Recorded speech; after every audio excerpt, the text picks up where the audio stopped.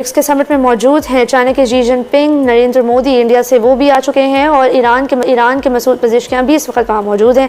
क्या आप सोच सकते हैं कि जो नया वर्ल्ड ऑर्डर आया है, इसे नया वर्ल्ड ऑर्डर कहेंगे? सर, ब्रिक्स की जो आप बात करें उसमें कहा जा रहा था कि पाकिस्तान को भी बुलाया जाएगा, पाकिस्तान को तो कोई इनवाइट ही नहीं किया गया। तवक्का थी कि इसके अंदर इंडिया और पाकिस्तान भाई भाई हो जाएंगे।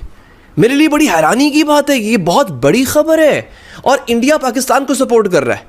आप देखिए कि ये वो चीज़ है जो कि अनहोनियों में से है। कई लोगों का कहना यह है कि भारत जो है वो पाकिस्तान की मेंबरशिप को रोक रहा है। कईयों ने कहा है कि पार्टनर कंट्री के तौर पे इंडिया चाहता है कि मुमालिक को इनवाइट किया जाए। डेफिनेटली भारत ने जो पॉइंट्स उठाए होंगे, जिसमें टेररिज्म का पॉइंट भी होगा, जिसमें आपकी इकोनॉमी का भी होगा, आपकी इंडिपेंडेंट फॉरेन पॉलिसी नहीं है। इस वक्त रशिया के शहर काजान में मौजूद ये सारे ग्लोबल लीडर्स एक और ही नक्शा खींचते हैं दुनिया की ग्लोबल पावर्स का, और इस वक्त नजर आता है कि एक न्यू वर्ल्ड ऑर्डर शेप ले रहा है।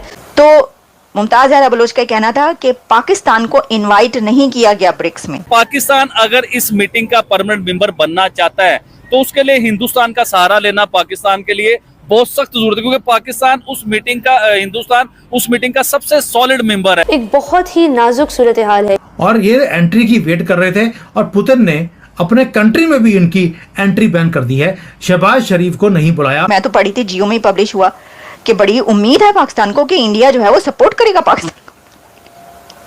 यार क्या है ये, पाकिस्तानी होने की कीमत चुकाई जा रही है। भारत ने थप्पड़ मारा है, जवाब दे दिया कि डोंट यू डेयर हमारे साथ पंगा लेने की कोशिश ना करना। यहाँ तक कि पाकिस्तान को एक इनविटेशन तक नहीं मिला है। कई लोग सोचे थे इनविटेशन मिल जाएगा, ऑब्जर्वर स्टेटस में आ जाएगा, पार्टनर कंट्री के अंदर आ जाएगा, लेकिन पाकिस्तान को तो इनवाइट ही नहीं करा। वो भी सभी जानते हैं क्या हाल है पाकिस्तान का, सभी को पता है। तो ऐसे में अगर भारत वो पॉइंट्स उठाने के काबिल है या भारत ने वो पॉइंट्स उठाए हैं तो गलती तो हमारी है। वो शेख चिल्ली के ख्वाब पता नहीं क्यों, मुझे तो समझ नहीं आती, कोई ऐसे हालात ही नहीं और फिर भी शेख चिल्ली। नमस्कार दोस्तों, स्वागत है आप लोग का हिंदुस्तानी स्पेशल के एक और नए वीडियो में। दोस्तों जैसे कि जानते हैं कि जैसे ही ये न्यूज आई कि जो नरेंद्र मोदी है वो ब्रिक्स सम्मेलन के लिए रसिया जा रहे हैं, तब से ही जो है वो पूरी दुनिया में मोदी की बातें होने लगी थी। क्योंकि न्यू वर्ल्ड ऑर्डर में भारत का रुतबा जिस तेज़ी से बढ़ रहा है उसको देखकर जो अमेरिका है वो भी कहीं ना कहीं परेशान है। क्योंकि आपको पता है कि अमेरिका वैसा देश है जो सिर्फ और सिर्फ अपना देखता है। वो चाहता नहीं है कि कोई भी देश आगे बढ़े। अगर कोई देश आगे बढ़ता है तो उस पर कुछ भी इल्ज़ाम लगा के उस पर अटैक कर देता है, उसको बर्बाद कर देता है। लेकिन भारत पे अटैक करना या फिर भारत को बर्बाद करना, ये अमेरिका के लिए कोई आसान काम नहीं है। और इसीलिए अमेरिका जो है वो कहीं ना कहीं पीछे सब कुछ देख रहा है और बहुत ज़्यादा परेशान नज़र आता है जब से ये न्यूज़ आई है कि वो रसिया में जाने वाले हैं। लेकिन अब आपको पता है कि ब्रिक्स का सम्मेलन भी ख़त्म हो गया और नरेंद्र मोदी जो हैं वो ब्रिक्स के सम्मेलन में लौट भी आए। लेकिन पाकिस्तान में इसके ऊपर काफ़ी बातें हो रही हैं कि भारत जो है उसकी वजह से जो है वो कहीं ना कहीं हमें जगह नहीं मिली है। हमें जो भारत है उसके पैर पकड़ लेने चाहिए। अगर हमको जगह चाहिए था कि हम भी ब्रिक्स के जो समिट है उसमें सदस्य बने। तो चलिए वीडियो में चलते हैं और देखते हैं पाकिस्तानी मीडिया के इन सब चीज़ों पर क्या रिएक्शन है। रशिया के शहर काजान में मौजूद ये सारे ग्लोबल लीडर्स एक और ही नक्शा खींचते हैं दुनिया की ग्लोबल पावर्स का, और इस वक्त नजर आता है कि एक न्यू वर्ल्ड ऑर्डर शेप ले रहा है जो अमेरिकन हेजेमनी को, जो ग्लोबल अमेरिकन हेजेमनी उसको चैलेंज करना चाहता है इकोनॉमिकली जो है ऑन द इकोनॉमिक फ्रंट। लेकिन पुतिन को इस साल ये मौका मिला है कि ग्लोबल लीडर्स को रशिया में इन्वाइट किया जाए। और काजान के शहर में इस वक्त ब्रिक्स के समिट में मौजूद हैं चाइना के Xi Jinping, Narendra Modi India से वो भी आ चुके हैं और ईरान के मसूद पज़ेश्कियां भी इस वक्त वहाँ मौजूद हैं। इसके साथ साथ साउथ अफ्रीका के सिरिल रामाफोसा और टर्किश प्रेसिडेंट रेसेप एर्दोगान, ये सब भी वहाँ मौजूद हैं। जो भी मुबस्सिरीन इस वक्त ब्रिक्स में भी मौजूद हैं या इसके बारे में लिख रहे हैं, उनका मानना है कि ये एक न्यू वर्ल्ड ऑर्डर की तश्कील देने का एक अमल है। उम्मीद यही की जा रही है कि एक काफ़ी ठोस चैलेंज के तौर पर मौजूद ब्रिक्स की ना एक डिस्टिंक्ट जो एक अच्छी बात ये मुझे लगती है कि अगर आप ब्रिक्स की एक्टिविटीज देखें, they are actually more focused towards the economic development of the region. और वो जो है ना वो पार्टनर इन पीस बनना चाहते हैं दुनिया के। बिल्कुल। ब्रिक्स में मुझे आज तक मेरी नज़र से कोई जंगी अज़ाइम के हवाले से जो है ना आज तक कभी भी नहीं। It's mostly like an antithesis to NATO, you know, कि नेटो का सारा मकसद ये था कि वेस्टर्न पावर्स अपनी मिलिट्री पावर को एक्यूमुलेट करें और एक ऐसी फोर्स बन जाएं कि उनके सामने कोई खड़ा ना हो सके। लेकिन ब्रिक्स का एक्चुअली मिशन बहुत होलिस्टिक और एक तरह से प्रोग्रेसिव है। More towards economic development, it's also more towards कि दुनिया में बराबरी हो किसी लेवल पर।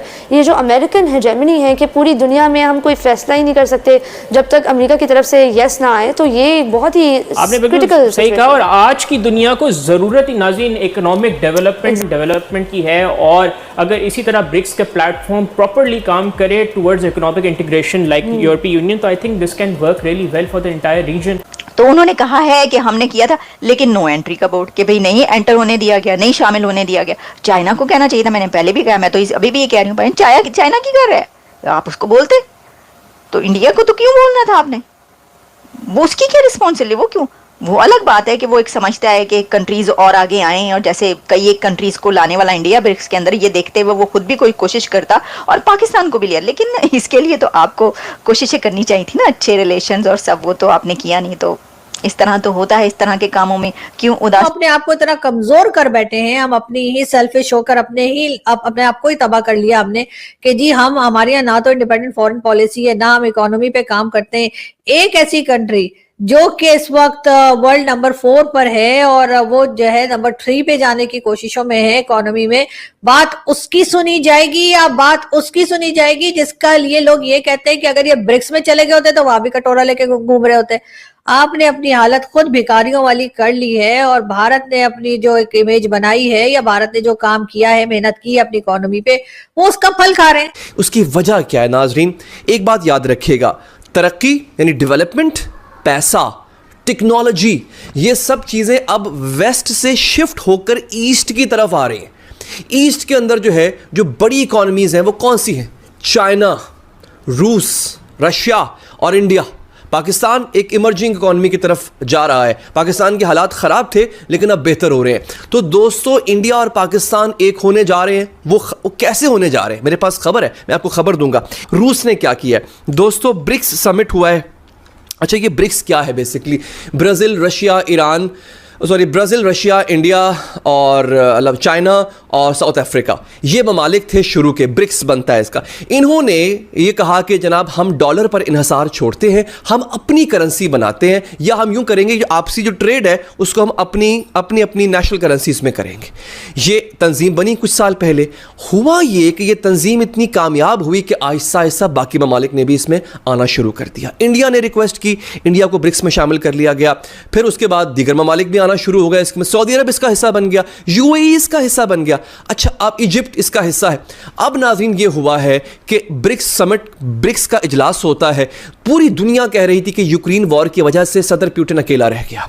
आपके सामने कुछ वीडियोस में लेकर आता हूं, आप देखिएगा कि सदर पुतिन के साथ कौन कौन है। यहाँ पे नरेंद्र मोदी खड़े हैं, यहाँ पे इजिप्ट के सिसी खड़े हैं, यूएई के जो है वो शेख वो मौजूद है, प्रेसिडेंट मौजूद है, सब लोग मौजूद है, चाइना मौजूद है।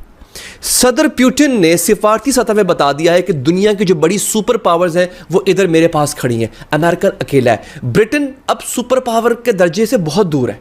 अमेरिका वाहिद सुपर पावर है लेकिन वो अकेला है, अकेला। तो दोस्तों, जैसा कि आपने इस वीडियो में देखा कि जो पाकिस्तानी मीडिया इस बात से बहुत ज़्यादा दुखी है कि हम जो है वो क्यों ब्रिक्स का सदस्य नहीं बनाए गए। दोस्तों, ब्रिक्स के सदस्य बनने से पाकिस्तान ये बात बहुत अच्छे तरीके जानता है, उसका बहुत ज़्यादा फ़ायदा होगा, और ये बात सही भी है।